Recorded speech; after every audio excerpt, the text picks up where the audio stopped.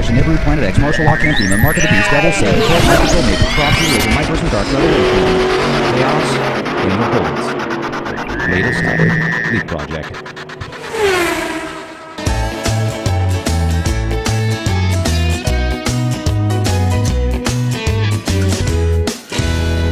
Ladies and gentlemen, thank you very much for joining us this edition of Leak Project.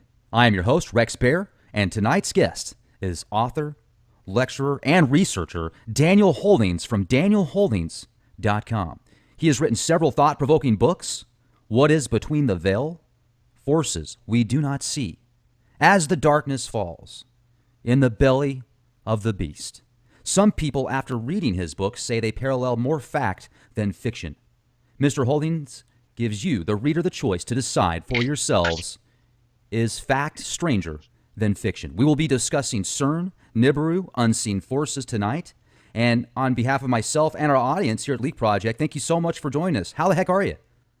I'm doing well, Rex. I'm doing well. Thank you so much for having me on. It's great to be with you and your audience, and I'm looking forward to an information-packed evening. As are we. I am on your website right now, danielholdings.com. I'm looking at 3 days, As the Darkness Falls, and Between the Veil. And before we get into your work, I would like to find out more about you. I mean, what got you into these books, and what are your thoughts about the work you put out into the public? Well, it's really funny because I used to be a normal guy. I was a business guy for a long time, primarily in the financial arena. I did a lot of business consulting, that kind of thing. And through the course of changes in my life, I began to think about things a little differently than I had in the past. My worldview is that of a Christian background, so a Bible background, more importantly.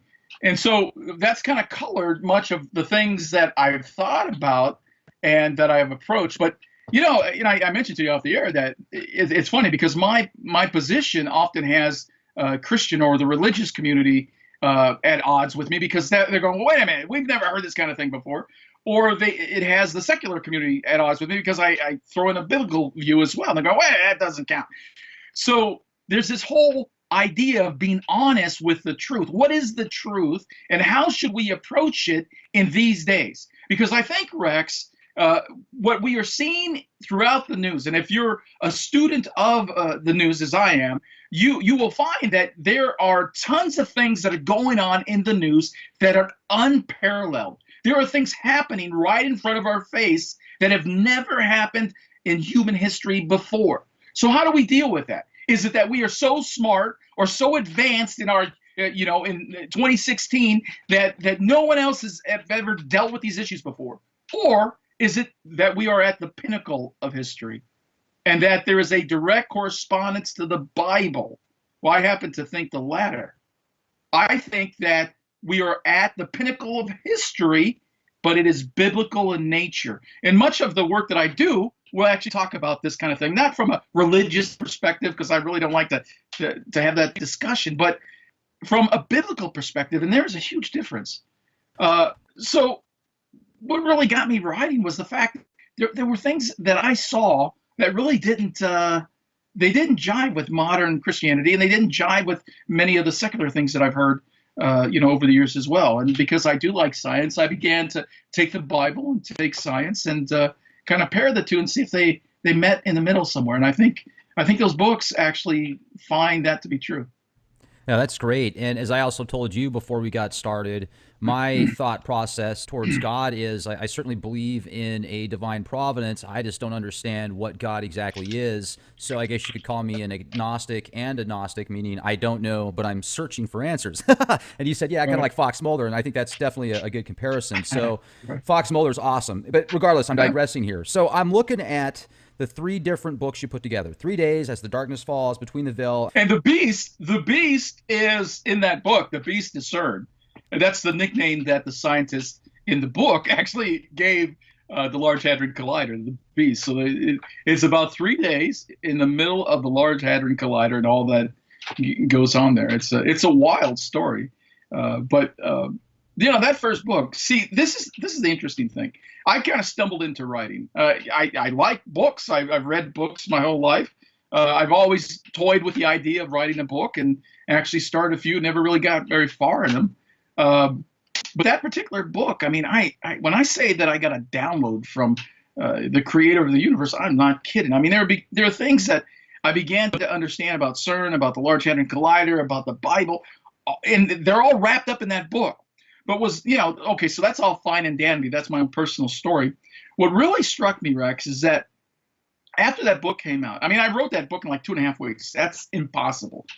People go, how can that happen? I don't know. It happened. It took another 6 months to make it readable because I'd never written a book before. But yeah, the crazy thing is when I got that book done finally and published and out, somebody picked it up. He's now a friend. I didn't know the guy at the time, but he ran the title of that book, 3 Days in the Belly of the Beast. My name, Daniel Holdings, along with some of the storylines in the book, Large Hadron Collider, CERN, stuff like that, Nephilim, because the Nephilim's in there as well, and all kinds of other crazy stuff. And amazingly, they found it in the ancient Torah code. And if you don't know what the ancient Torah code is, the thing is based on the Torah, which is 4,500 years old.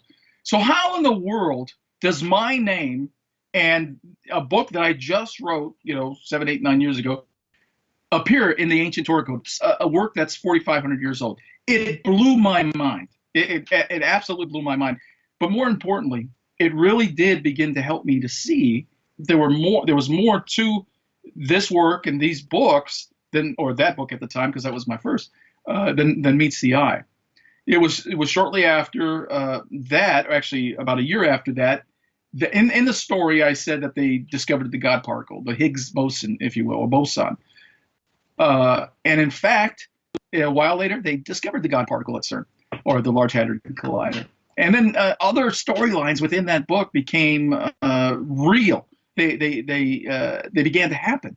And that book's fiction. It's a thriller. It's actually, they're all fiction. They're all thrillers. It's techno thrillers, if you will, based on science and news and all that stuff. And it was just interesting because it began to take on a life of its own. And then I began this journey. Well, it's also one thing I want to bring up too, as far as synchronicities go and things that might make others feel there's influence behind the scenes, whether it's God or spirits or a combination. It certainly seems like this show we're doing right now, where we're discussing CERN and Nibiru, and how in your novel, as you talk about how it's kind of opening up a portal to the other side, and some of that stuff's written about in Bible prophecies. I spoke with Pastor Paul Beagley earlier today, and he sure is a cool guy. Are you serious, as he says? And when I was talking to him, we got into, he had a couple of visits from the No Such Agency, and I talked to him about that. And he gave me the information he could, and I didn't want to get him in any more hot water than he's already been put into for what he does. But essentially, we talked about how CERN was one thing that somebody that he knows that had a visit from an alphabet agency a couple of times. He would get into how they're opening up portals and talk about certain things with CERN, and then he would get visits from these guys, and he would just literally, he would turn off his website, he would close down certain social media sites and get off the grid for a few years. And I mean, some of the stuff that Paul was telling me is pretty incredible. So this interview we're having right now discussing CERN and stuff, it seems like this is all happening for a reason. Once again, that influence behind the scenes, stuff that we can't see, that's kind of orchestrating. And it also resonates with me in many other levels. So let's get into that. 3 days, as the darkness falls, between the veil. Do you believe in Nibiru as well? Do you talk about Nibiru in these books? Is that something that's came to you? I do actually talk about Nibiru. I talk about Nibiru in the second and the third book. But before we go to the second and third book, I want to go back to the first book for just a second. You mentioned portals. It's an interesting thing. Again, one of those mind-blowing things that I had no clue. I'm not a physicist, right? I'm not a scientist.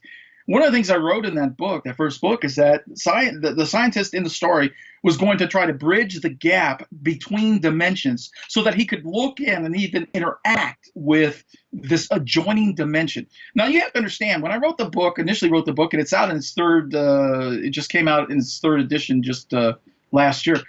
When I first wrote the book, people weren't talking about this. But in fact, as you know, because you've done your homework on CERN, that is exactly what scientists are talking about their goal as being now. They want to look into or bridge the gap between dimensions. This is lunacy 6 or 7 years ago. It's pure science fiction. And here we are in 2016. Lo and behold, it is exactly what they are trying to do. And that is another thing out of those books that have just come true. Another one of those things that people are going, how did you know that? I didn't know it. You talk about, it wasn't alphabet agencies, but I got calls from scientists that wanted me to help them write papers on various scientific issues in physics. And I'm going, guys, thank you, but I'm not a physicist. I'm just a writer. And, so it's a really interesting thing. But when you talk specifically about CERN, I live in rural Kentucky. And I'm from California. We moved to rural Kentucky for several reasons, and some of them you probably can even guess. But not many people in rural Kentucky have ever even heard of the LHC or CERN for that matter. And here's the thing, Rex, that really,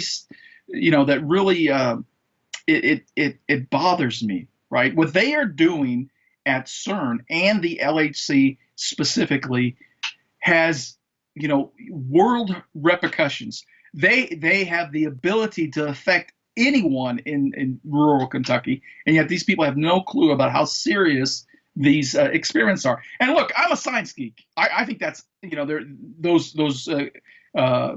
the experiments that they are doing on the face of it is very interesting. I like that kind of thing. But what they are toying with is actually, I believe, stepping over the line. And as a consequence, I think that they could well open up a portal or a doorway to something or somewhere that we do not want. Because once they open it, they won't be able to close it. And so we can go into that, and actually Between the Veil actually talks a little bit more about exactly what that portal is and what that adjacent dimension is. So, but as a consequence, what they are doing has repercussions for all of us, and it doesn't matter if you live on the top of a mountain in the middle of nowhere or in the lowest valley. You too, if you're living on this earth, could very well be affected by those exercises that they're partaking in at CERN. And that's the reason why that's such an important issue. Excuse me. You mentioned As the Darkness Falls. That was my second book. But, before I go any further, though, I wanted to do something for your audience, and I mentioned this to you. If you go to my website and you order, one book or other books on my website, I let you know that I would give your listeners and viewers a discount. So those people that go to my website, danielholdies.com, and they order the package, which is all three of my books or individual books, what I will do for your audience, if they, at the end of their order, if they put in the coupon code LEAK, as in LEAK, they will get an additional 15% off. And the package is already discounted, but it'll give them an additional 15% off. And that's because it is so important for people to understand what's in these books. They will find things in there that will absolutely blow their mind. So speaking of blowing their mind, you mentioned my second book, As the Darkness Falls. As the Darkness Falls has the same characters. All my books have the same characters for the most part, the main character. But it has the same characters as 3 Days, but it kind of takes a little bit different of a turn because in the storyline, this physicist who was once working with CERN actually has had an awakening of his own. He began to understand things differently than what he had, grown up his whole life. Not unlike my own life experience. But one of the things that happened in this book is that I mention in one of the narratives, there is an Islamic confederacy that rises up out of Syria. They declare a caliphate. They are bloodthirsty and they're bent on world domination. And the initials to that organization is the ISNW. Now, Rex, if that sounds familiar, it should. But understand that this was 4 years before anyone ever heard of ISIS, who rose up out of Syria and Iraq, declared a caliphate, is bloodthirsty and bent on world domination. 4 years before anyone ever heard of them. And that wasn't me. I can't take credit. This is why I'm telling you, these books are supernatural. This is a warning from the creator of the universe to his creation to understand about those things that are coming upon the earth.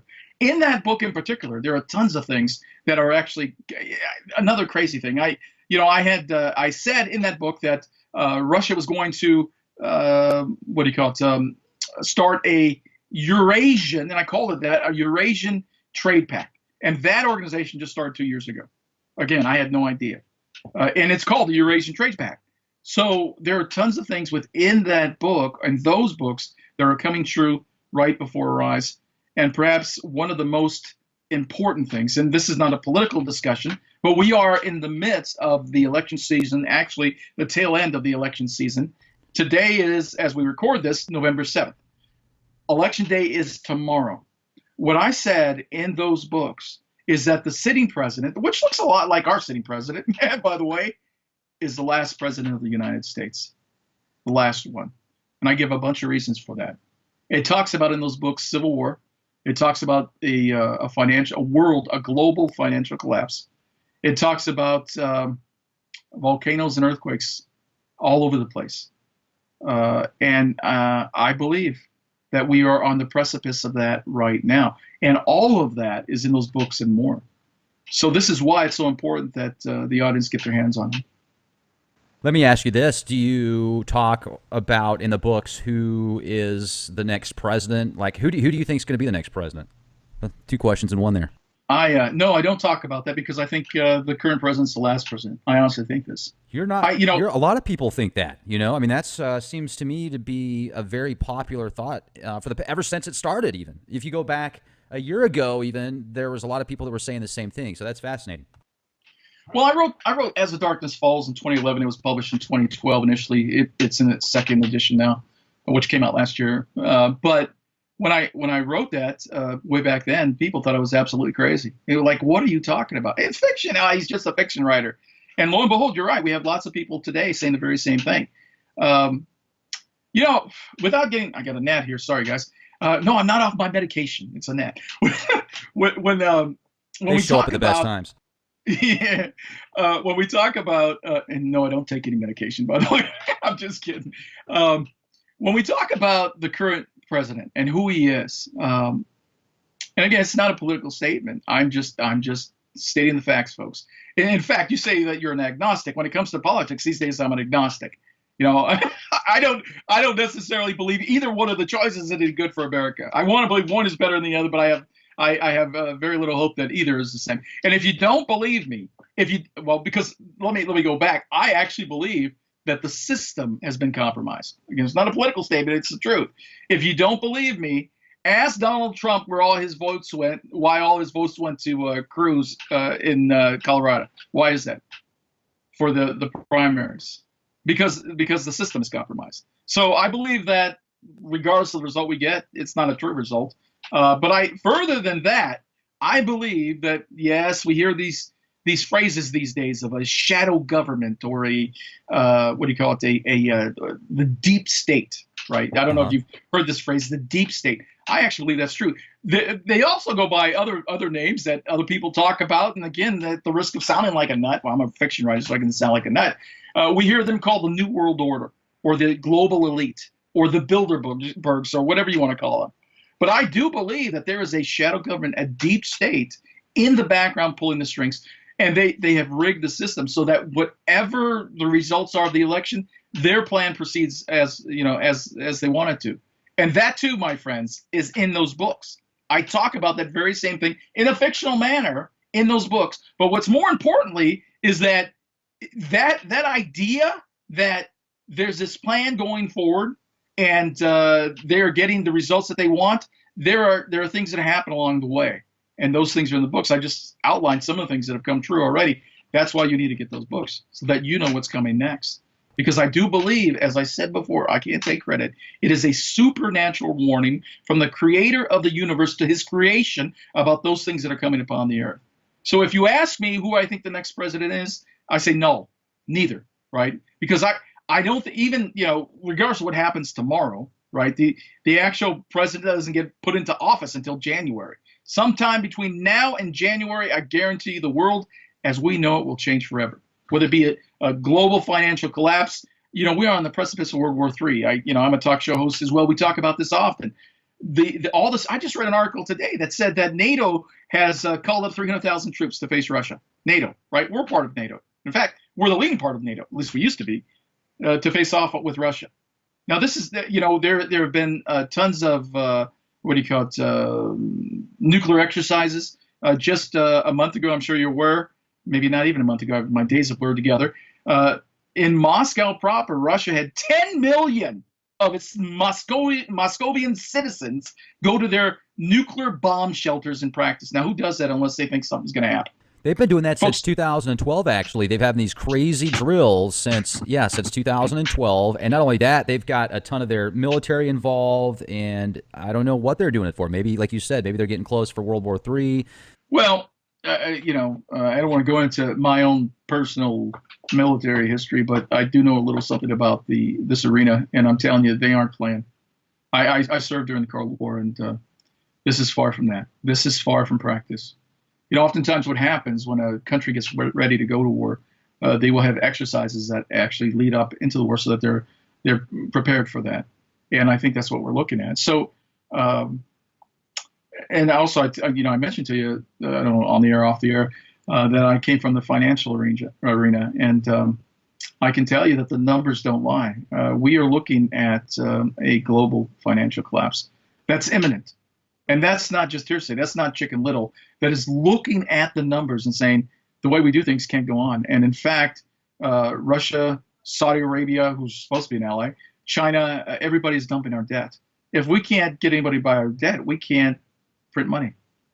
And that monopoly money that we've printed has actually wrapped the world. The consequences of us going under has world repercussions. And we're about to see that because the whole world will be affected by what's coming. So my point was that between tomorrow, which is election day, and by the time the sitting president gets or the new president gets sat in office, not good things are going to happen. And a lot of those things I actually outlined in my books, and that's why you need to get them. Again, if you go to danielholdings.com and you use the coupon code LEAK, L-E-A-K, that'll get you another 15% discount. But I tell you that because these are grave times. They are serious times. This isn't the time to bury our heads in the sand. This is the time to prepare physically. And I know that you had John Moore on a couple of days ago. He's a big prepper. So that's important. But we have to prepare mentally, and we have to prepare spiritually as well. And I'm not telling you these things to scare you. Far be it from me. I'm not trying to be a fear monger. But as I mentioned off the air, I'm a big proponent of truth. I want to know the truth, even if it's ugly, even if it's painful. I want to know what's going on.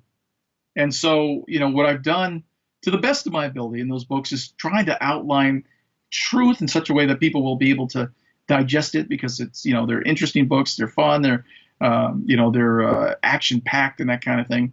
But they're all laced with, and as a matter of fact, at the back of both As the Darkness Falls and my third book, Between the Veil, there are a bunch of websites that actually link true stories to the storylines within the books. So it's not like I'm making stuff up. You asked me earlier if I believed in Nibiru. I will tell you this, and I've had Gil Broussard on my own show, as a matter of fact, on a few different occasions. Yeah, good guy. And I can tell you that I've done research into Nibiru as well. Does Nibiru exist? Does it not exist? Right? People have said we should have already seen it. If you listen to Marshall Masters, he says no, it's far out. Gil has said, well, it might be this year, it might be next year. This is all I know. All I know is that there is a perturbation of planets within our solar system that does not have explanation unless there is a larger body with a huge gravitational pull that is making those planets go askew, including our own sun, including our own planet. I live in Kentucky. It is November. And come November in past years, the fall colors would be out, be getting pretty cold. We might even see a little sleet in the rain, but it would certainly be raining. It is absolutely beautiful. I thought I was back in California today. Absolutely beautiful. This is not normal. If you look all over the world, the weather is not normal. I just read an article earlier in the day that said that there are millions and millions of animal die-offs without explanation just this week. This is the kind of thing, Rex, that goes under the radar of people. People don't understand what's going on because they don't look. If an audience, I am telling you, you're listening to Rex, so obviously you listen to alternative media. If you got your nose in front of the TV and you're watching CNN, NBC, Fox News, ABC, MSNBC, or other broadcasts, you have to understand one thing. All the media in the United States is controlled by 6 huge corporations. 6, right? And you heard me talk about some crazy conspiracy theory within my books that talk about the shadow government that is pushing their plan. Now imagine, let's just take a walk down this fictional road for just a second. If you were really part of that shadow government, how would you get people to follow your plan, right? Wouldn't you kind of try to sew up all the information services in the United States, at least the majority of them, and then feed those same information services a storyline that you want them to follow? Whether it be true or not, I think that's what you would probably want to do. Well, I submit to you that's exactly what has happened. When you watch mainstream media, this is exactly what you're getting, but you're not hearing about the perturbation of planets. You're not hearing about animal die-offs. So do I think there is a Nibiru or a planet X or 7X, as Gil calls it? I think there's something, and I think we're going to see it soon enough. And even NASA's came out and admitted that outside of the Kepler belt, they've discovered well over 1,000 planets. And this has just been over the past few years. So there's definitely a planet X. Now, I'm still neutral on whether or not it's Nibiru that has been talked about for quite some time. And not just Zacharias Sitchin has talked about Nibiru. There's been other people as well. I know that Gil talks about a 360-year orbit versus a 3,600-year orbit. I've heard virtually everything in between as well. So, but there's definitely something out there, and the weather changes are incredible. There's a lot of media that's portraying the financial collapse as well. I've got friends that used to work for the Federal Reserve in San Antonio. I have a friend that actually used to be a vice president for the Federal Reserve, and we've gotten into pretty heated debates about the financial collapse, and he feels that they're just going to keep printing more money, creating more zeros. But if the global scale quits taking these, petrodollars, this monopoly money, look what happened to Libya. Well, they didn't want to play ball anymore. Gaddafi wanted to set up the African Union, and he got taken out, and the official story was, well, we had to free the people. And he had tons of gold, and who knows where that gold is now. China, remember when China kept lowering the value of the yen? And then all of a sudden, boom, there's that just enormous explosion at one of their chemical plants. And also, I want to let you guys know, if you go to leakproject.com, we have an exclusive section there with content that is only available on our website for contributing members. And we've also got some really neat new high-resolution vinyl decals available. We've got some different types, so check them out at leakproject.com. I want to give a special thank you to mcartwork.org. The gentleman that puts these together is just a great guy, very good at what he does. And if you're interested in either a sign, a custom-made logo, maybe some graphic art type work, you should definitely check out mcartwork.org. So go to leakproject.com, become a contributing member, and thank you for everything. Subscribe to our YouTube channel, youtube.com/clandestine Time Lord. Be the change you want to see. If you want to check out our road tour that we've got coming up, make sure to check back daily, and maybe we'll see you on the road. And there's a lot of speculation that several actually. Yeah, they were like 3 or 4 explosions. So there's something going on. When you look at the idea that we can just print helicopter money, and that's what Ben Bernanke called it. He called it helicopter money. He made the statement that, we'll just throw, print money and throw it from helicopters. He was exaggerating, but he got this name, good helicopter analogy. Ben. Yeah, exactly. But here's the point. If nobody takes your helicopter money, what good is it? See, there's the point. Right now, the only way that money has value, we used to use a phrase in the financial industry.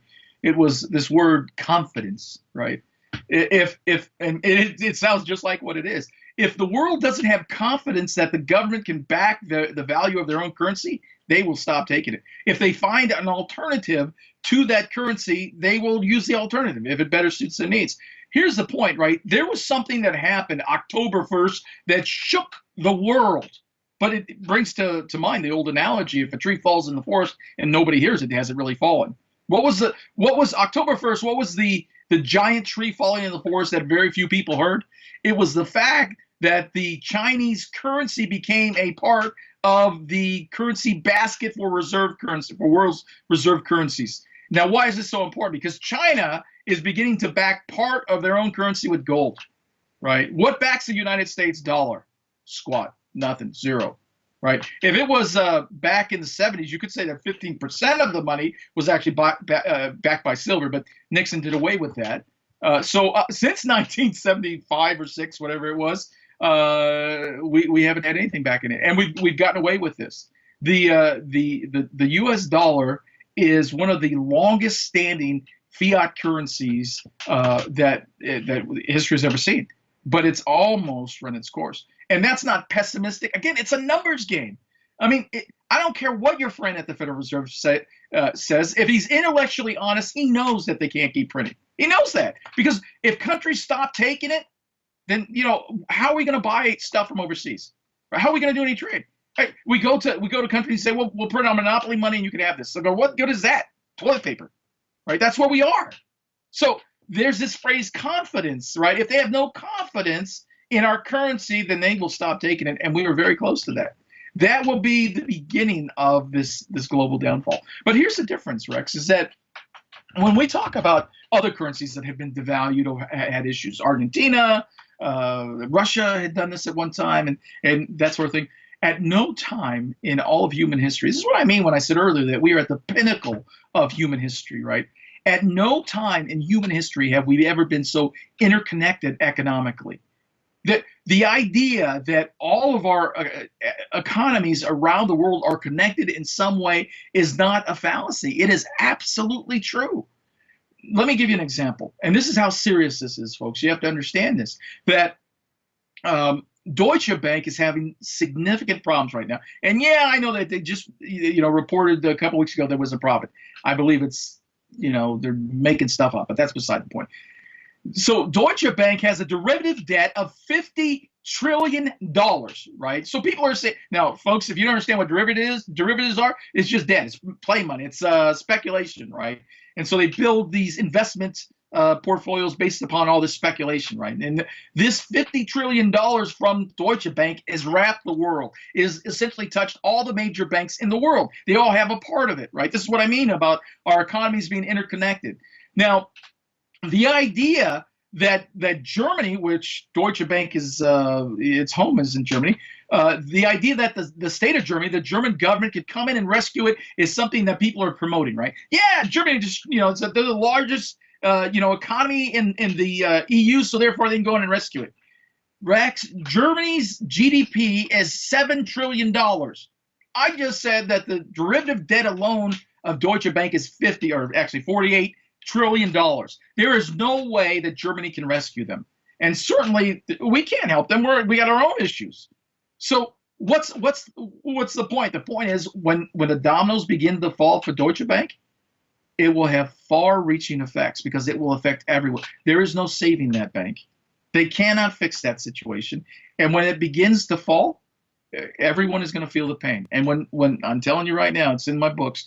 When Europe goes, when the European economies go, America is not far behind. And that's not being pessimistic. That's just the truth. We are that interconnected. It is mind-boggling that people just think that there's this thing that I write about in my books. It's called normalcy bias. Have you ever heard this phrase, Rex, normalcy bias? It's like people, this is the way we believe, right? We believe that everything will stay the same and nothing bad can ever happen. Why? Why do we believe this? Because the alternative is, I suppose, too scary, right? We don't want to see the truth for what it is, but the truth is that which is coming upon the earth, that which is directly in front of us, this is not 10 years from now. This is not, even 5 years from now. This is in our near future, right? It is a very, very difficult time for humankind. That's what we're looking at. And that's why I wrote those books as a warning. So if you want to, and I hate to sound like a commercial, but it's that important. If you want to find out what's coming, and I'm not telling you that because I'm not a prophet, right? I'm not Nostradamus, right? I don't know the future. I sit back and I go, what? How could that be true? Right? That can't be true. And lo and behold, those things are coming true in the books. So the point is that it is a warning from the creator of the universe to his creation. Whether you're a Christian, not a Christian, I don't care. It doesn't matter. Truth is truth is truth is truth. If you want to find some truth, you need to get your hands on those books. And if you put in the coupon code LEAK, then you'll get another 15% discount. But the point is that Rex, whether there's a Nibiru or not, between then and now, because people are saying that Nibiru won't happen until next year, right? And certainly we are seeing some perturbations. We are seeing some issues. NASA just came out and said the sun has tilted, I forget, like 15 degrees or something. They're surprised, and it's at quiet right now. And they don't really know why. But regardless of that, we have a little time before Nibiru, if Nibiru does indeed exist. We have a little time before it shows up, but between then and now, there's other stuff to worry about. The world is about to get ugly. I mean, I don't know how else to put it. Well, let's look at, for example, 2008. And I was working for a Fortune 100 company at that time. I definitely saw the writing on the wall. I had talked to insiders that used to be with Langley, DOD, etc. And they said, get ready, man. This company's going to start laying off a lot of people, and just be prepared. And I was fortunate enough to weather the storm, but it also had an impact on me. And that was just a recession. I mean, that was nothing close to the Depression like when my grandpa grew up. And a good film for people to watch to understand the debt derivative system is The Big Short. I think it's a fun film to watch. Yeah, and it really explains. Film. Yeah, absolutely. So I certainly appreciate what you're saying, and maybe that's why. I don't know what your thoughts are on the media. Oftentimes, it seems prophecy will work through media, whether that's intentional or not intentional. There's bits and pieces throughout films, music, TV shows, you name it, that there's future events that take place. And whether or not it's these alphabet agencies that are working with these big film productions to put it into the movies so that when it happens and somebody like myself or yourself or others brings it up, we're looked at as conspiracy theorists because it was in Hollywood. How could we think that? Or maybe it's like a gentleman's bet or a gentleman's game to these people that say, okay, they feel spiritually or karmically bound to tell us in some way, shape, or form before they do it. So they're not karmically bound. Maybe it has nothing to do with that. I saw The Big Short too. And honestly, I didn't think it went far enough, because I was in the midst of that. I mean, I told you I was in the financial realm. So I don't think that people really understood what they were saying in the end. What they were saying in the end is it's never been fixed, Rex. See, that's the big thing. Right.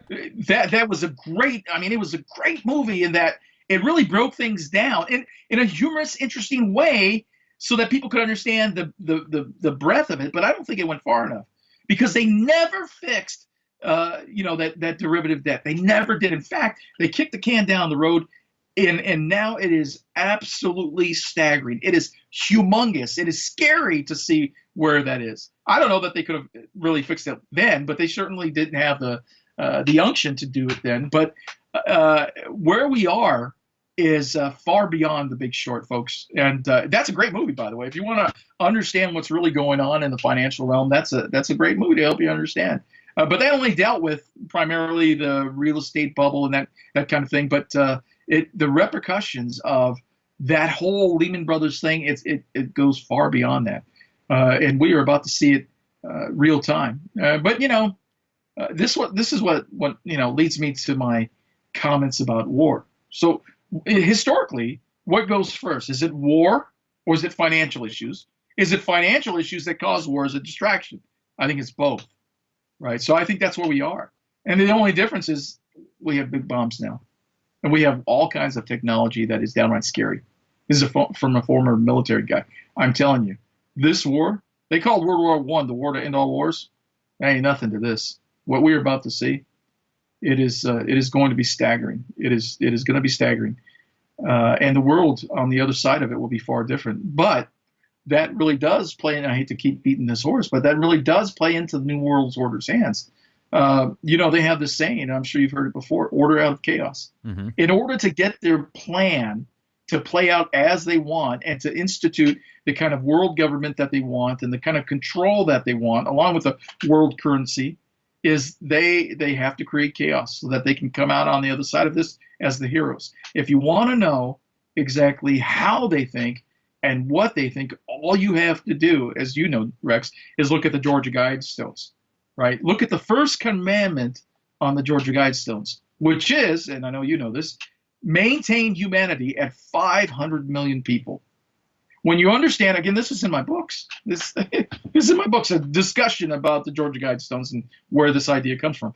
If you understand that the population of the Earth, I think right now it's about 7.5 trillion, billion. I'm sorry, 7.5 billion. Then 500 million is about 10%. Actually, a little less than that, 10% of that. So they have to kill off, 7 billion people. 7 billion people. How are they going to do that? Wars and ugliness, and that's what we're facing. But I've outlined a lot of that stuff in my books. And again, you go to danielholdings.com, put in the coupon code LEAK. that'll get you another 15%. So hopefully you got a heads up as to what's coming, but also it talks about some ways to kind of safeguard you and your family and your lives as well. So good things to read, and it'll be an interesting read for you in order to help you get through those pages, because there's some tough issues in those books, and it might as well be entertainment in a way that you can digest it, if you will. So one of the things that I was hoping we could discuss here for the second half of the discussion, Daniel, and I really appreciate you spending time with us here at the Leak Project, is your insider information. I know you don't want to give us too many specifics, and I can completely appreciate that. I've got family that's been in different parts of the military, special forces, and stuff like that, and there's certain things they can and can't tell me. I completely appreciate that. But with all of the possibilities that are going on, I certainly see the writing on the wall. And let's say that there is a financial collapse, bank holidays.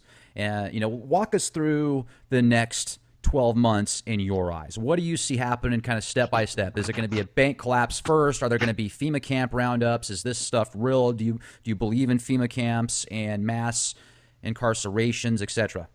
I say believe in it, meaning do you think it could happen, not do you believe it's the right thing to do? Let's round everybody up and just lock them up.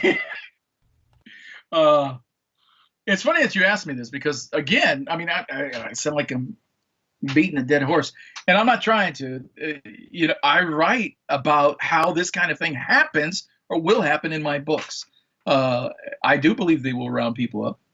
So, excuse me. Let's go through this. But before I do, again, if you go to danielholdings.com, you put in leak in the coupon code, you get additional 15% off, and that's regardless of what you buy there, except for that there's a special package. If you wanted to give the books as gifts, there's like buy two packages and you get a third one for free, but you got to buy those at regular price. So that's the only exception to that, but it'll get you another 15% off when you put a link in the coupon code on danielholdings.com. But why this is so important is because I talk about this very same thing, Rex. I mean, all right, so let's think about this for just a second.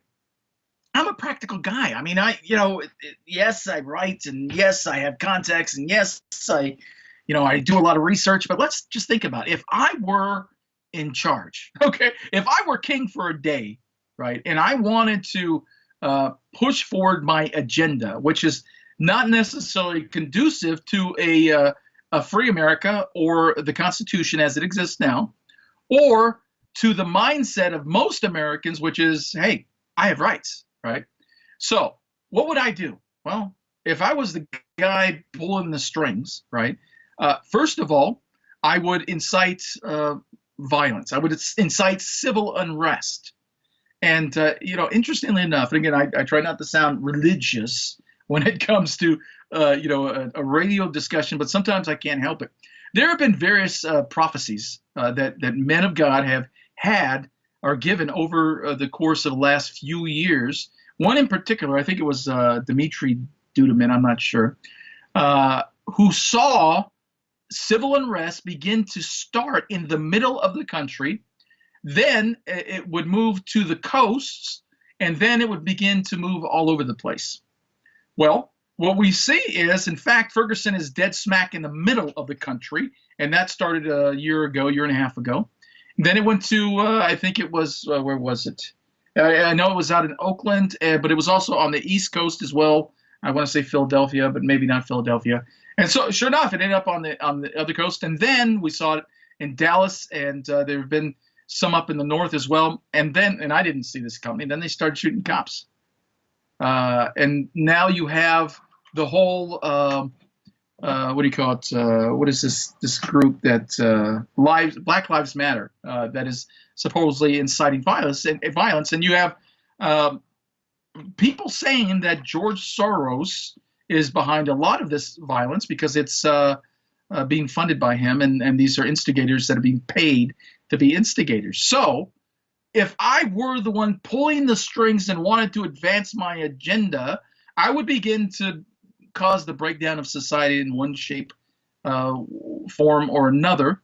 And that is exactly what you have seen. And then what I would do is I would gut the military.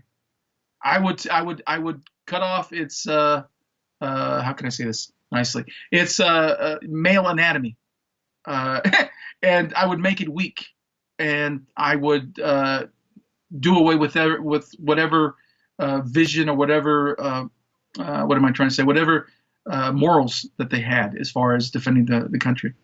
And then I would make sure that I would begin to put people in charge in that military that were beneficial to me and that agreed with my agenda. And then what I would do is I would take the Constitution and I would virtually rip it up, but I couldn't just rip it up because that would incite violence against me, and I wouldn't want that to happen. What I would do then is I would begin to put people into place that didn't necessarily follow the Constitution, but I would at that point appoint people that would listen to me, even if it was lawlessness that I was promoting. Does this sound familiar? And let's say, for the sake of discussion, that there was a sitting Supreme Court judge that just did not agree with me. I would have him whacked. I would kill him, right? But this is fiction. I'm a fiction writer, right? So, okay. So then what I would do, okay, I've laid the groundwork for what comes next. Then, regardless of the outcome of the election, I would make sure that my person, my guy or gal, was the next person to be in there. And it wouldn't even really matter. I just needed somebody to put up front. And then, because I know that the world's economies are about to collapse, and I know that the dollar's virtually worthless, I would make sure that there was a really good distraction to all that. And normally that distraction would be war. So I would probably call one of our, countries that we have been dealing with on a regular basis, an evil empire, and I would probably go to war with him. But along the way, there would certainly, because we are in the midst of a financial collapse, I would probably, of course, this is fiction, right? I'd probably say, because the circumstances of the collapse are so dire for Americans, I'd probably have to institute martial law. And in the course of martial law, there'd probably be some undesirables, seeing as how there's not any habeas corpus any longer because we were in martial law. I began to, round up those undesirables. And there are these safe zones. For their own safety, I would take them to these safe zones so we could feed them and keep an eye on them at the same time. Some people call them FEMA camps, but what the heck? They're safe zones. So I would probably put that into place as well. And then I would hunker down because the bombs are about ready to fly. And I want to make sure I have no place near that. And then there would be all-out war. And then eventually I would crawl out of my bunker and I would begin to institute the recovery. And we'd point the fingers at the bad guys. And then I would be the hero. And then whatever I said, because the people were so hungry or because they were so needy, they would listen to me. They would believe me.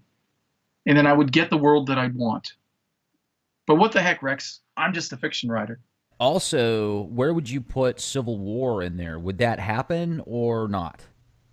When you look at where we are with this election, I do believe that, and I'm not a proponent of this. I'm not saying that we should go out and do this, but I am telling you, regardless of who wins this election, I think we are looking at civil war. I really do. The Constitution has this line in it. I think it's the Constitution. It could be the Declaration. It uses this phrase, with the consent of the governed. And I have a friend, he says, I just withdraw my consent. I no longer want to be governed by the people that are in power. I withdraw it. And that's legal according to the Constitution. You can do that. So I think we are at a place where people are really feeling that, Rex. And that's not fiction. I think if you talk to the average guy on the street, whichever way they fall, for the Democratic candidate or the Republican candidate, they are both they're both seething at the idea that the other side could win. So I think you will see civil war.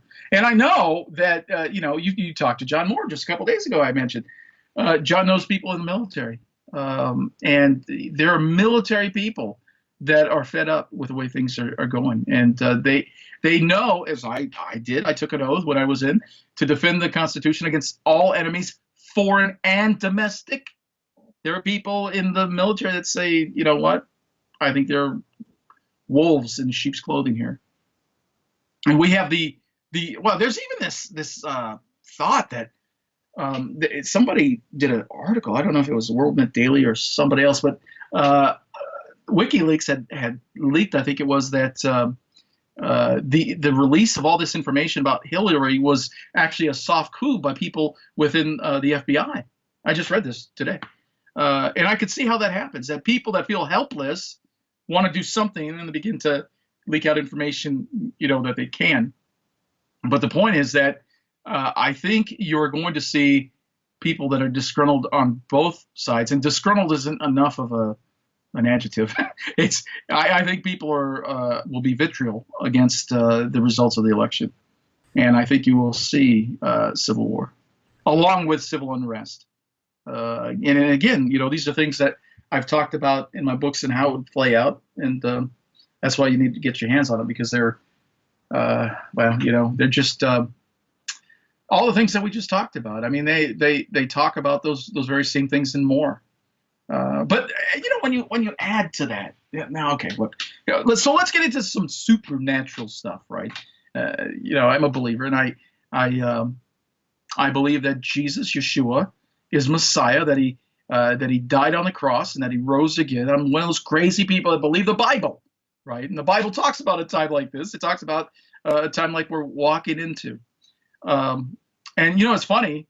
You talk to a lot of Christians today. They'll just talk about they only want to talk about good stuff. I'm blessed. I want to. God loves me, and that's true. But if you look at that section in the Bible where Jesus' disciples came to him and they all wanted to know, well, when are you coming back? When are you coming back? Because they were under Roman rule and they wanted to be freed. And when are you coming back? Tell us, what are the signs to you coming back? And so then he goes down this litany of all this bad stuff that's supposed to happen. Wars and rumors of wars, earthquakes in various places, and all this other crazy stuff. And then he says this amazing thing that Christians today do not want to hear. But again, I believe in truth. Whether I like it or not, it's truth, right? He says this. He says, but these things must happen. They must happen. Why? Because for one, it's prophecy, it's in the Bible. For another, this prepares people's hearts for a second coming. And if you ask me, again, another way I depart from my Christian friends, I don't necessarily believe in the rapture, right? That's not in the Bible, the rapture.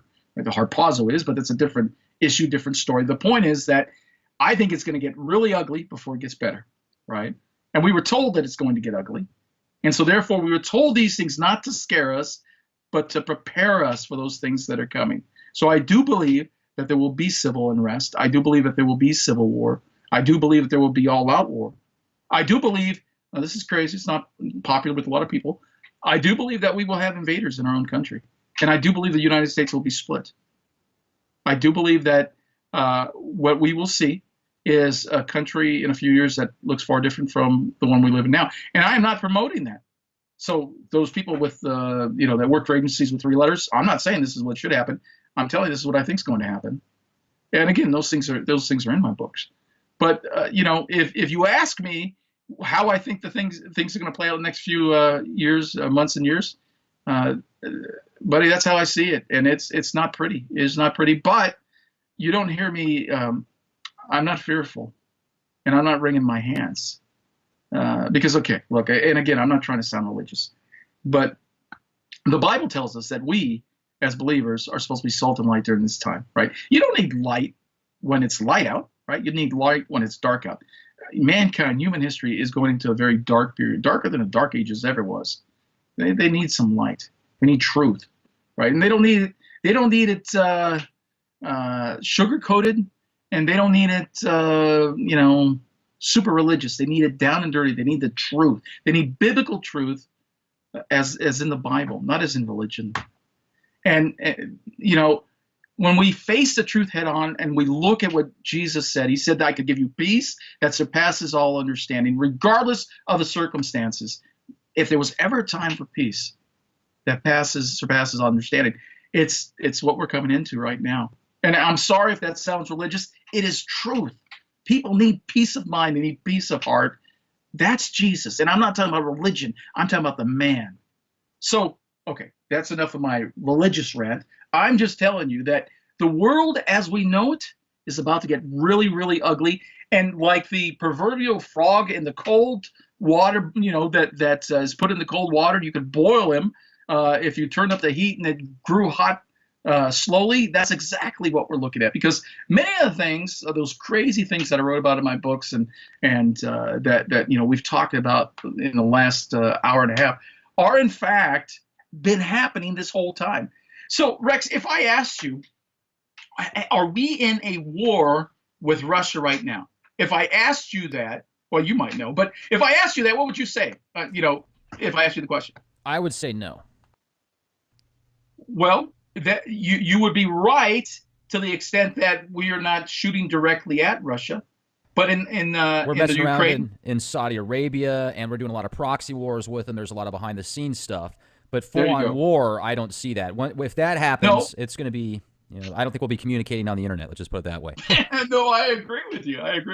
So I agree with you, but the proxy war, because it's not just Saudi Arabia. I think it's the Ukraine. I think it's in Syria as well. Syria, definitely. Their guys are fighting our guys. They're funding their guys. We're funding our guys. And we're training our guys, and they're training their guys. And some people say that our guys are ISIS, right? I happen to think I'm one of them. But that's beside the point. I've heard that from a lot of people. We are in the middle of a proxy war. Why do you think that Putin's nose is so bent out of shape? Because we keep pushing. Well, should I say it this way? We keep poking and poking and poking the bear. You can't poke the bear for very long before the bear doesn't strike back at you. Right? I'm not saying he's right. Remember, he was KGB before. Once a KGB guy, always a KGB guy. It's not like I'm in love with the guy, but the fact is, we keep antagonizing them. They're gonna pop up eventually. That's the point. So I think we are in a war with them, although it's a subdued war. But you're absolutely right. It will break out into a shooting war, and I think relatively soon.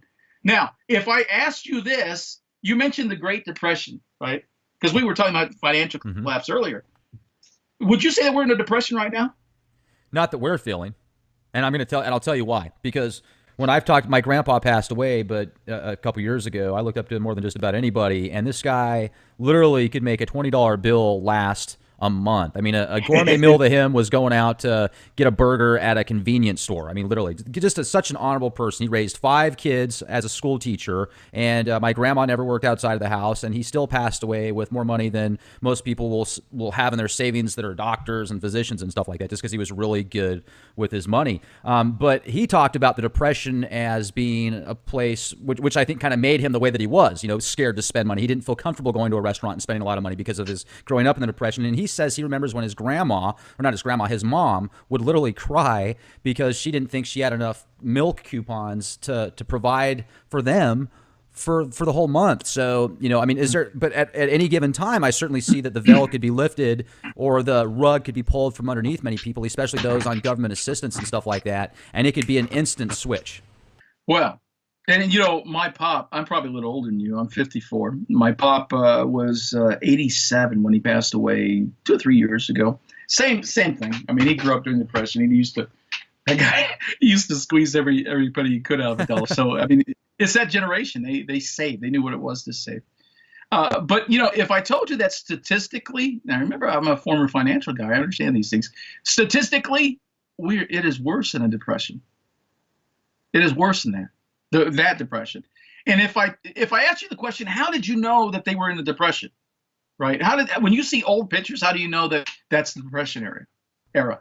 Well, you would say in your mind, at least I would, if I saw a line of people that looked like they weighed about 120 pounds at almost 6 foot tall with a cup in their hand, kind of hunched over, looked like they're waiting in line for soup or, excuse me, so I have another. Right. That to me, I would think of as depression.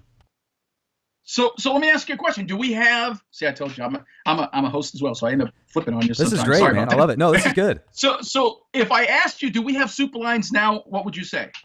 Yes, absolutely. When you look at food stamps, welfare, and EBT, statistically, it is more than those people that were waiting in line for bread during the Great Depression. The difference is you don't see them in line anymore because they have cards. Right, we have technology. And cars. They have cards and cars, and they have. That's right. And a lot of those guys, and I'm not trying to be rude. I mean, but seriously, I live in San Antonio, Texas, and I love everybody if they're good people. But there's people out here that are just. I feel bad for them too. They look like they weigh 400 pounds, 350 pounds, 250 pounds. They're not just overweight. I would say 25% of the population out here isn't just overweight. They're obese. I mean, there's nothing wrong with being a few pounds overweight. I get it, but these guys are 100 pounds, 150 pounds, 200 pounds overweight.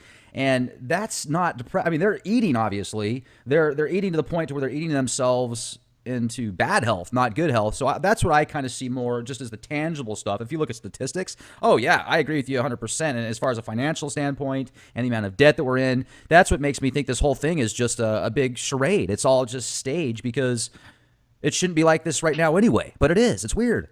That's an excellent word to use, charade, because it's like, you think back to the Wizard of Oz and the man behind the curtain. That's like what this is. There's a guy behind the curtain pulling the levers. Don't look behind the curtain at the man. That's where we are.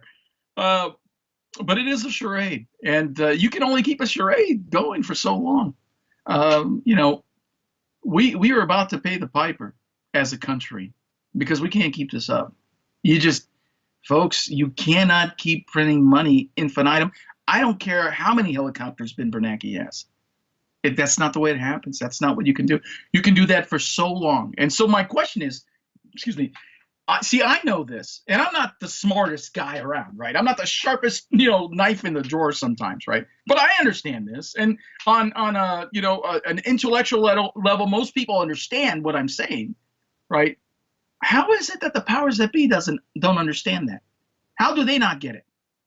I would submit to you that they know exactly what they're doing. They absolutely understand it. And when you hear of the preparation that is going on, that has went on for years now, for those things that are about to come, why in the world does the welfare department need hollow point bullets, right? Why all the hollow point bullets? What more bullets than there are people in the United States, right? Why are they storing food the way they're storing, right? You talk to some people, there are mass tunnels underground, cities underground, right? Why that? Why are they moving government agencies from the coast to the middle of the country? Why? Because they know what's coming.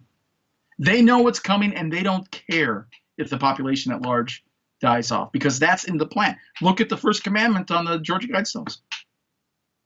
Maintain the population at 500 million people. In order to do that, they got to kill off 7 billion people.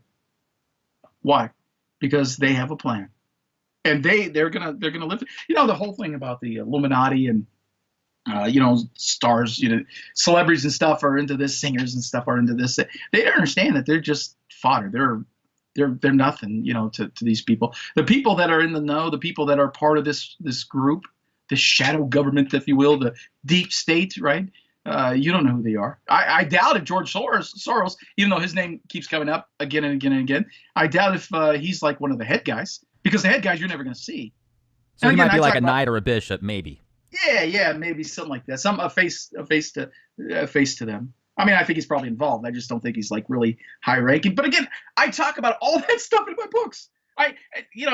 Look, honestly, but I talk about it in an interesting way. I mean, I can only talk so much about these things, in the 2 hours that we're with each other. But in my books, I talk about all kinds of stuff. And I begin to. That's a cool thing. Again, that's why it's supernatural. I can't take credit. I got to give credit where credit's due. I'm not that smart. But what happens in those books is I begin to pull all these things together and weave a story about how they're all interconnected, how all these things are happening at the same time. And for you to get a really good understanding about what is going on and what is about to go on, you just got to read them. Audience, you got to read them. And I'm not just saying that to sell books. I just gave away 15% if you put in the coupon code LEAK on danielholdings.com. But if you really want to know what's going on, you got to read the books, because it's there, and there's more to that. But I don't know. There's another book in me, and I really want to get it out. But honestly, you said something interesting, Rex. You said when it all goes on, I don't know that we even have the internet to talk to each other on. And I think you're right. I wonder about the life that we have now. I've thought about putting out another book. And I wonder how much time we have left, because the publishing industry will definitely change if there's no internet, and how we even buy books or sell books or read books is going to change. I mean, I have a Kindle, and I read on my Kindle, and what if there's an EMP blast? And I think there will be. That's in the books, by the way. How am I going to use my Kindle? How are you going to use your car, for that matter? Right? How are we going to get water? How are you going to get your sewage cleaned? The world as we know it, my friend, is about to change in a huge way. And I don't mean to sound like a doomsayer, because I hope you don't hear fear or fret in my voice, because I have a hope. But I also believe in being real, right? This is, I hate to use this phrase because I sound like a nut. That's okay. I'm a fiction writer. This is a setup. It's a setup, because I think the powers that be know exactly what they are going to do, and they know what's coming. You asked me about Nibiru. I think it's so interesting. And it might have been John Moore that actually put out this map a few years ago.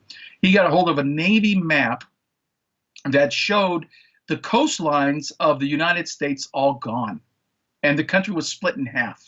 And it showed safe zones, was some areas that were not affected by this flooding. Now, what in the world could cause flooding that would wipe out the shores of the United States and split the country in half? It's got to be something big. Can't be just a little thing. Right. Right. So I think it's coming, and I think they know it's coming, and I think they are prepared. Right. The best thing that we can do to prepare is to know what's going on.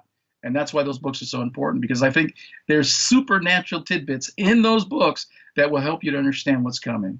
And I've tried to give you, kind of a sketch of those things that I could talk to you about that come to mind. But when you ask me what the next few months and years are going to look like, it's going to look far different than this. Now, let's go someplace here, because I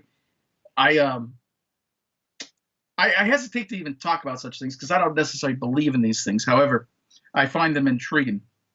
You know who Ed Dames is, right? Oh, yeah, absolutely. Ed Dames Right. and the kill shot that he talks about, yes. Right. I actually referenced the kill shot in the reference portion of those books at the end of it. At least one of them, I forget which one. But there are other people that do remote viewing, and I don't remember the guy's name, but he runs another group, credible group, I think. Courtney Brown? That might be it. That might be it. And he had his people remote view this Australia. It was exactly the Opera House in Australia. And he told them to look at it at, I think it was in 2018, 2019, something like that. And they all came back and said, it's gone. There's nothing there. There's only destruction. It's washed away. Now, what does that mean exactly? I've never forgot that. I heard that a few years ago. You have Ed Dames talking about the kill shot. You have, I've seen stuff as well, visions, if you will, of destruction. And I think the world, the Bible says, and again, I don't mean to sound religious. These are things I believe in, though. I can't help but tell you them. The Bible says that at the end of the age, that the earth would be stumbling like a drunkard, right? And I can't help but thinking of the earth like spinning oddly on its axis, bobbing back and forth, and what that would do to the earth itself. I mean, would that tear up tectonic plates? Would it harm fault lines? I think so. In fact, when you look at the earthquake that hit Japan in 2011, it knocked off the island by like 8 feet or something like that. So we know that when there is great seismic activity, that it does affect other parts of the earth, and the same thing happened in the Chilean earthquake as well. So what's so serious that the powers that be understand is coming, that they would put out a map by the Department of the Navy that indicates that the coastlands of the United States are washed away and the country split in half? What in the world could cause that? I don't know exactly, but I'm telling you, it is something big. We started this conversation, Rex. You asked me if I thought, if I believed in Nibiru. I don't know if I believe in Nibiru, but I believe in something. Something big is coming. And I think, this is how big that something is, right? We've talked about wars and rumors of wars. We talked about financial collapse. We talked about, civil unrest. We talked about all kinds of stuff. I think there's going to be famine. I think there's going to be pestilence. But all of those things, I think, pale into comparison to what's coming. Because we have evidence, anecdotal evidence, albeit, but evidence that what is coming is really, really big. And It's earth changing. So is that Nibiru? Is that Planet X? I don't know. But buddy, the world as we know it is about to change forever. Well, and with the technology as well, it's just amazing the things the computers can do, the artificial intelligence software programs, and the smart dust they're using now is so small you need a microscope to see it. In closing out tonight, Daniel, what would you say the mark of the beast is, and do you see do you see them implementing that back? Okay, so I'm 39, and I look back even 25 years ago. When I was 14, I was warned about the mark of the beast. I was warned about Russians, UN troops being on U.S. soil, and others disguised, or as UN, basically rounding up dissidents and people that have Christian values, gun owners, people that believe in the Constitution, anybody that's deemed a threat or not going to follow this New World Order beast-like system. So it certainly has been on the forefront of my mind for years. And if you read in Revelation, it talks about the mark of the beast, etc. So what is your thought on the mark of the beast, the microchip, and the technology transhuman movement that's in play right now?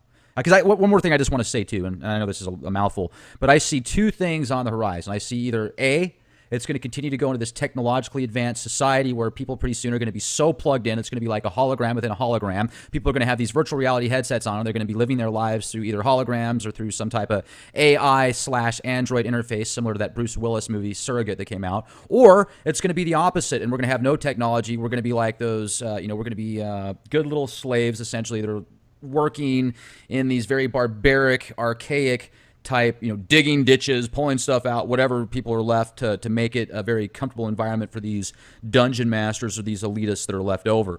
I personally think it's going to be the technology thing. That's the way I see the future going, and maybe that's why they recently passed that bill, Space Weather Events Bill, where they're fortifying nuclear reactors, satellites, all sorts of stuff, because maybe they do see these events in space that could cause problems, whether it be an EMP, a solar flare, Planet 9, Planet 1234, whatever. I think they're definitely fortifying their safeguards there. You're right. That is a mouthful. So let me answer it, and it's a long answer, but I think it's important. Again, going back to my biblical roots, let me just say this. Did you know that Nimrod? We hear of the Tower of Babel and Nimrod. Did you know that Nimrod and Noah were contemporaries? Did you know that? I did not. Actually, Noah was Nimrod's uncle, and they lived at the same time. So when you think about ancient history, think about that. Because in Genesis 6, right, it says that, and this is a whole different discussion, and I talk about some of this in my books, but Genesis 6 says that the Nephilim were on the earth during those days and also afterward, right? Now, the Nephilim is a whole different discussion. I know you've had this discussion before on the show. But the point is that it goes on and it says, and they corrupted all creation. They corrupted all flesh, meaning that they corrupted man, and they corrupted, I think they were corrupting plants and animals as well, right? Now, what do I mean by corrupting? Well, if you look at the original language, which I think is really important when we look at the Bible, right? Somebody asked me, well, what version to use? The original one. I'll look at the original language. I want to know what the Hebrew says. I want to know what the Greek says. If you look at the original language in Hebrew, then it says this. It goes on and says, but Noah and his family were pure. What does that mean?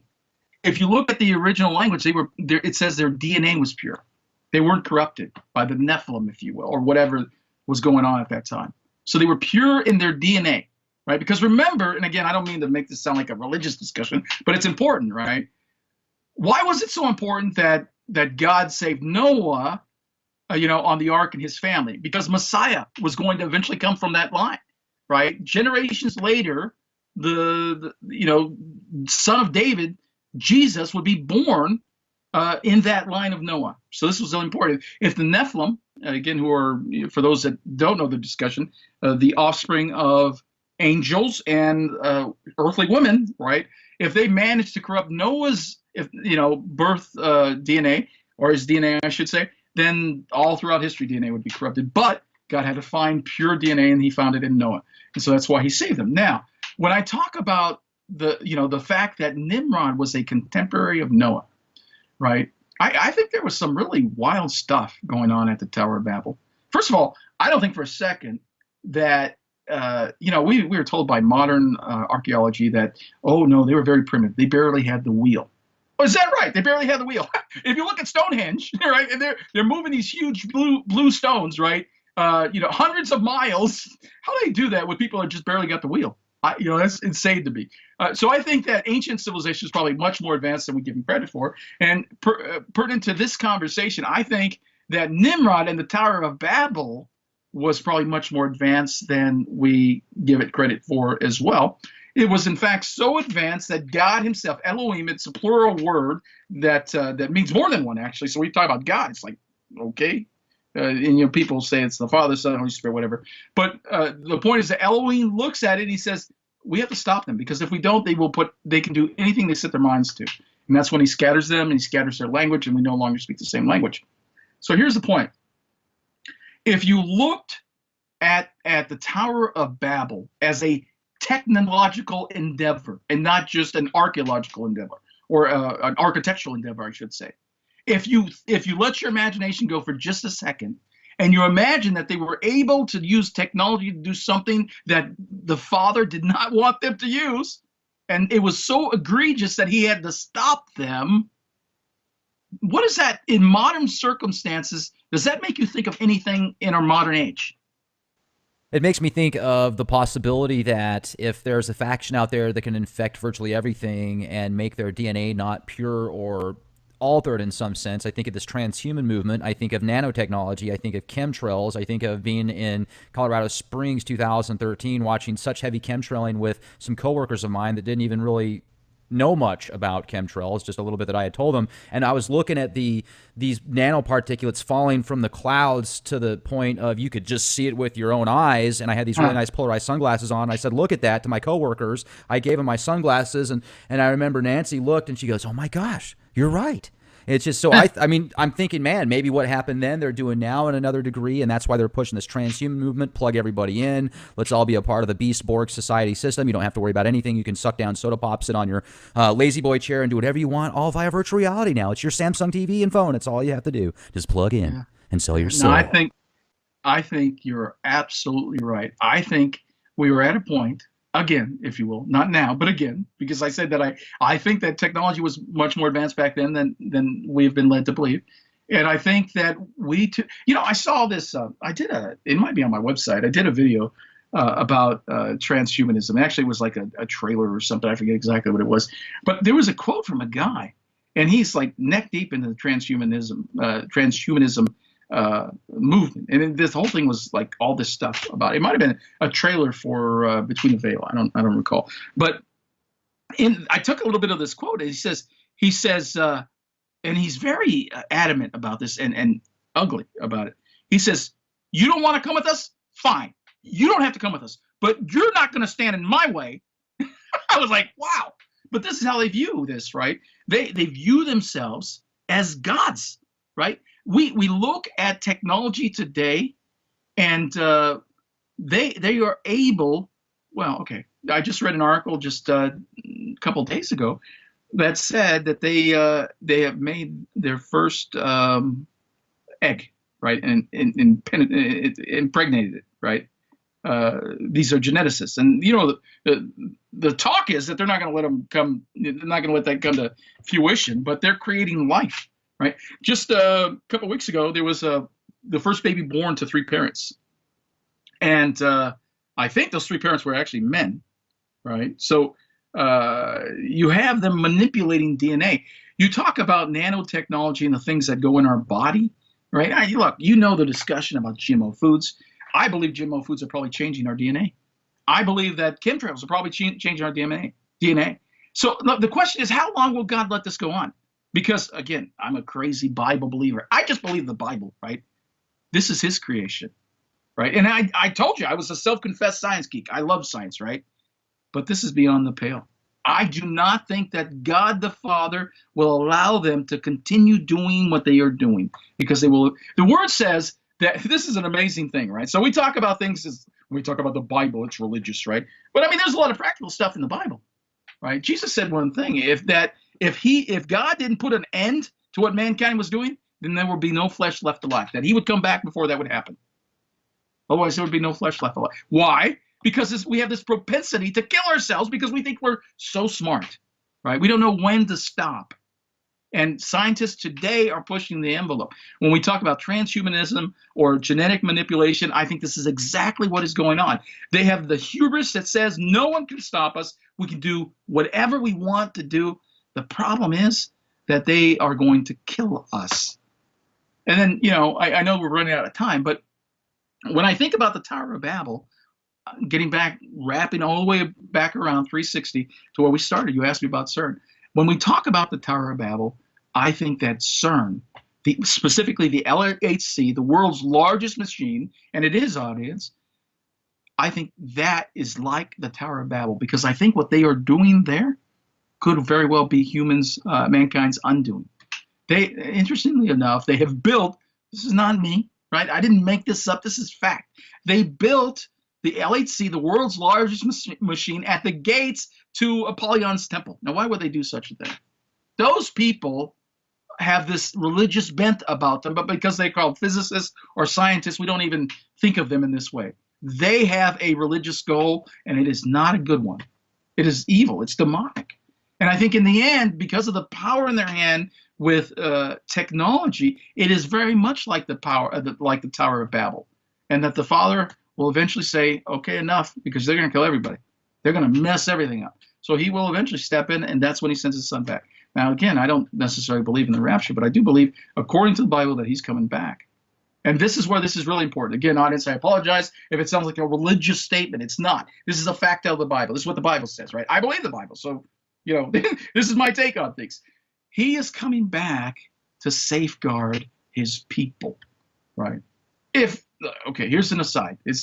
Again, I'm not trying to lure anybody, but if you want the peace that surpasses understanding, all understanding, if you want to be able to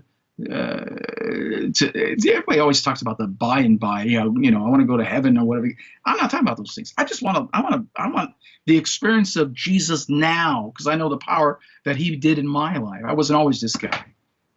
If you want that peace and you want that power and you want that presence, you only get that through him. So all the crazy stuff that is supposed to come up in the next few years that we've just talked about, there is a way to prepare for that. And I'm not just talking physically with ammunition and food and shelter and all that stuff. You can prepare for it mentally. You can prepare for it spiritually. And I think there's no better time than now, because I think time is really, really short.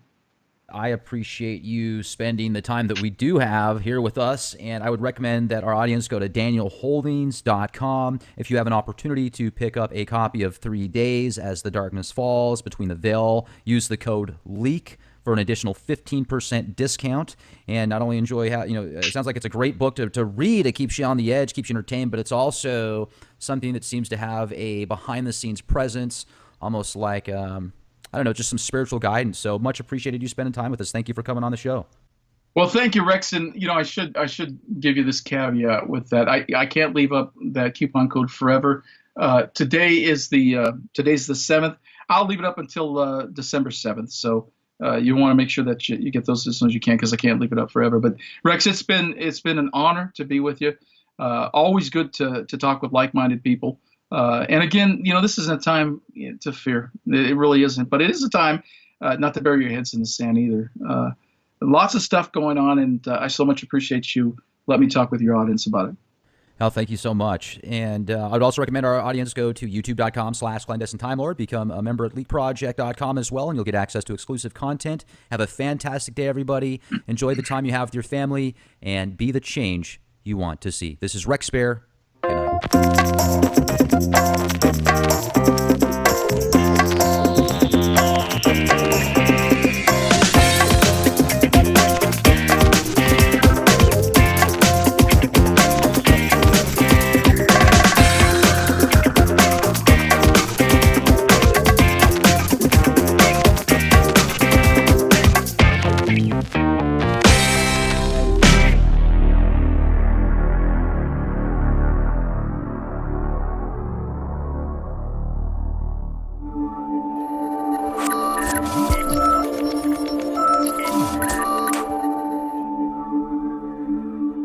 Financial insider, break silence, Petrodollar collapse, bank holiday imminent, $50 billion, debt bomb, beyond depression, Nibiru, Planet X, martial law, camp FEMA, mark of the beast, devil, Satan, cold, life control, matrix, prophecy, religion, light versus dark, revelation, chaos, Daniel Holdings.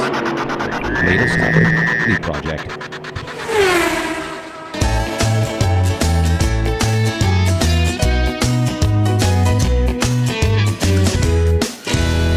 Ladies and gentlemen, thank you very much for joining us this edition of Leak Project. I am your host, Rex Bear, and tonight's guest is author, lecturer, and researcher Daniel Holdings from danielholdings.com. He has written several thought-provoking books: What is Between the Veil? Forces We Do Not See, As the Darkness Falls, In the Belly of the Beast. Some people, after reading his books, say they parallel more fact than fiction.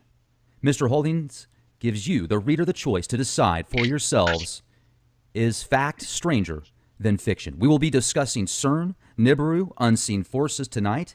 And on behalf of myself and our audience here at Leak Project, thank you so much for joining us. How the heck are you? I'm doing well, Rex. I'm doing well. Thank you so much for having me on. It's great to be with you and your audience, and I'm looking forward to an information-packed evening. As are we. I am on your website right now, danielholdings.com. I'm looking at 3 days, As the Darkness Falls, and Between the Veil. And before we get into your work, I would like to find out more about you. I mean, what got you into these books, and what are your thoughts about the work you put out into the public? Well, it's really funny because I used to be a normal guy. I was a business guy for a long time, primarily in the financial arena. I did a lot of business consulting, that kind of thing. And through the course of changes in my life, I began to think about things a little differently than I had in the past. My worldview is that of a Christian background, so a Bible background, more importantly. And so that's kind of colored much of the things that I've thought about and that I have approached. But, I mentioned to you off the air that it's funny because my position often has Christian or the religious community at odds with me, because they're going, well, wait a minute, we've never heard this kind of thing before. Or it has the secular community at odds with me because I throw in a biblical view as well. And they go, wait, that doesn't count. So there's this whole idea of being honest with the truth. What is the truth, and how should we approach it in these days? Because I think, Rex, what we are seeing throughout the news, and if you're a student of the news as I am, you will find that there are tons of things that are going on in the news that are unparalleled. There are things happening right in front of our face that have never happened in human history before. So how do we deal with that? Is it that we are so smart or so advanced in our in 2016 that no one else has ever dealt with these issues before? Or is it that we are at the pinnacle of history and that there is a direct correspondence to the Bible? Well, I happen to think the latter. I think that we are at the pinnacle of history, but it is biblical in nature. And much of the work that I do will actually talk about this kind of thing, not from a religious perspective, because I really don't like to have that discussion, but from a biblical perspective, and there's a huge difference. So what really got me writing was the fact that there were things that I saw that really didn't jive with modern Christianity, and they didn't jive with many of the secular things that I've heard over the years as well. And because I do like science, I began to take the Bible and take science and kind of pair the two and see if they met in the middle somewhere. And I think those books actually find that to be true. Yeah, that's great. And as I also told you before we got started, my thought process towards God is I certainly believe in a divine providence. I just don't understand what God exactly is. So I guess you could call me an agnostic and a Gnostic, meaning I don't know, but I'm searching for answers. And you said, yeah, kind of like Fox Mulder, and I think that's definitely a good comparison. So Fox Mulder's awesome. But regardless, I'm digressing here. So I'm looking at the 3 different books you put together: 3 days, As the Darkness Falls, Between the Veil. And the beast is in that book. The beast is CERN. And that's the nickname that the scientist in the book actually gave the Large Hadron Collider, the beast. So it's about 3 days in the middle of the Large Hadron Collider and all that goes on there. It's a wild story. But that first book, see, this is the interesting thing. I kind of stumbled into writing. I like books. I've read books my whole life. I've always toyed with the idea of writing a book and actually started a few, never really got very far in them. But that particular book, I mean, when I say that I got a download from the creator of the universe, I'm not kidding. I mean, there are things that I began to understand about CERN, about the Large Hadron Collider, about the Bible, and they're all wrapped up in that book. But okay, so that's all fine and dandy. That's my own personal story. What really struck me, Rex, is that after that book came out, I mean, I wrote that book in like 2.5 weeks. That's impossible. People go, how can that happen? I don't know. It happened. It took another 6 months to make it readable because I'd never written a book before. But yeah, the crazy thing is when I got that book done finally and published and out, somebody picked it up. He's now a friend. I didn't know the guy at the time, but he ran the title of that book, 3 Days in the Belly of the Beast, my name, Daniel Holdings, along with some of the storylines in the book, Large Hadron Collider, CERN, stuff like that, Nephilim, because the Nephilim's in there as well, and all kinds of other crazy stuff. And amazingly, they found it in the ancient Torah code. And if you don't know what the ancient Torah code is, the thing is it's based on the Torah, which is 4,500 years old. So how in the world does my name and a book that I just wrote, 7, 8, 9 years ago, appear in the ancient Torah code, a work that's 4,500 years old? It blew my mind. It absolutely blew my mind. But more importantly, it really did begin to help me to see there was more to this work and these books or that book at the time, because that was my first, than meets the eye. It was shortly after that, or actually about a year after that. In the story, I said that they discovered the God particle, the Higgs boson, if you will, or boson. And in fact, a while later, they discovered the God particle at CERN, or the Large Hadron Collider. And then other storylines within that book became real. They began to happen. And that book's fiction. It's a thriller. It's actually, they're all fiction. They're all thrillers. It's techno thrillers, if you will, based on science and news and all that stuff. And it was just interesting because it began to take on a life of its own. And then I began this journey.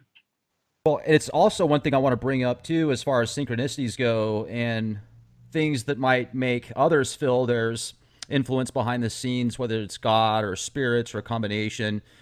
It certainly seems like this show we're doing right now, where we're discussing CERN and Nibiru, and how in your novel, as you talk about how it's kind of opening up a portal to the other side, and some of that stuff's written about in Bible prophecies. I spoke with Pastor Paul Beagley earlier today, and he sure is a cool guy. Are you serious, as he says? And when I was talking to him, we got into, he had a couple of visits from the No Such Agency, and I talked to him about that.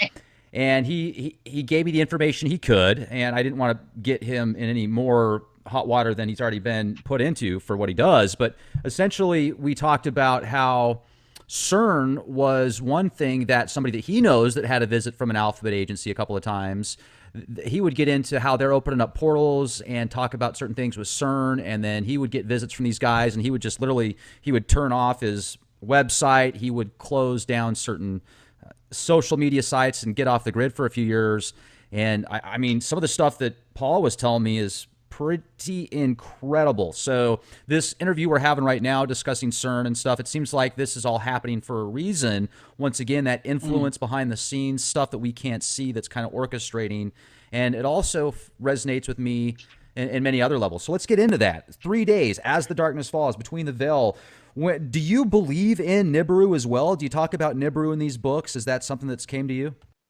I do actually talk about Nibiru. I talk about Nibiru in the second and the third book. But before we go to the second and third book, I want to go back to the first book for just a second. You mentioned portals.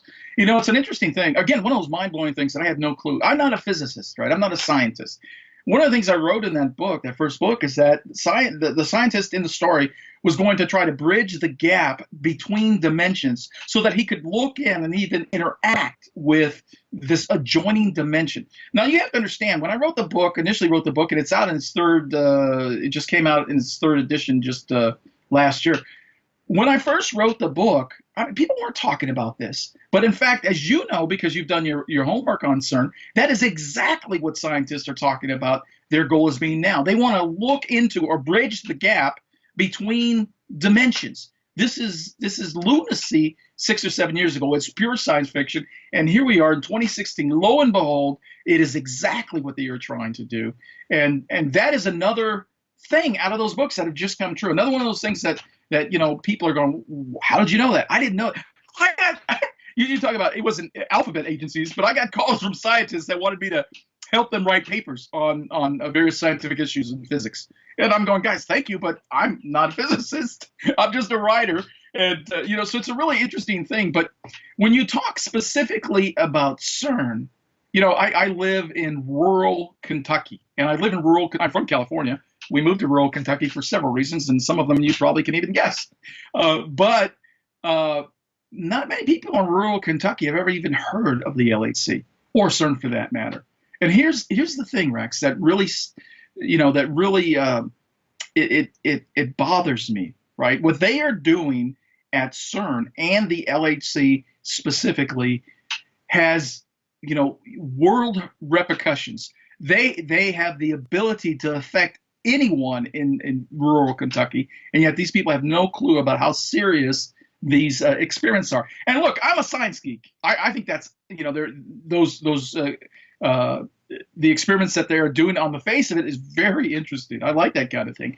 But what they are toying with is actually, I believe, stepping over the line. And as a consequence, I think that they could well open up a portal or a doorway to something or somewhere that we do not want. Because once they open it, they won't be able to close it.